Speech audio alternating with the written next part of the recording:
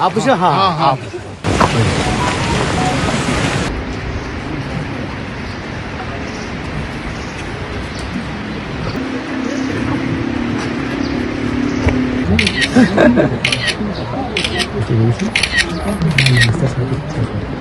thank U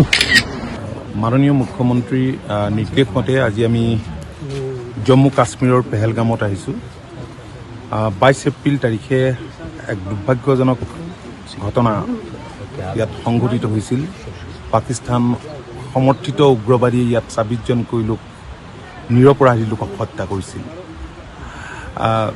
তাৰ পিছতেই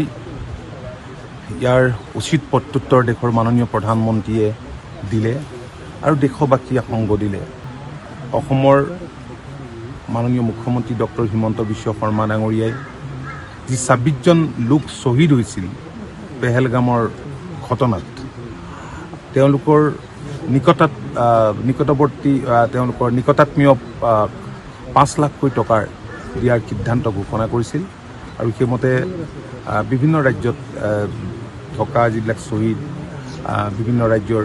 সেইসকলক দিছে আৰু আমাক মই আৰু আমাৰ এগৰাকী বিষয়া শিৱানী চেংগাল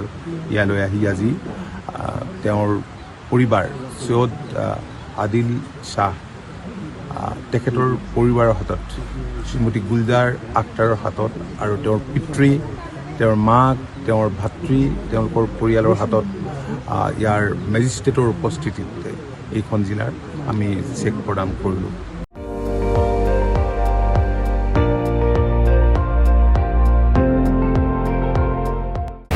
আপুনি চাই আছে ND24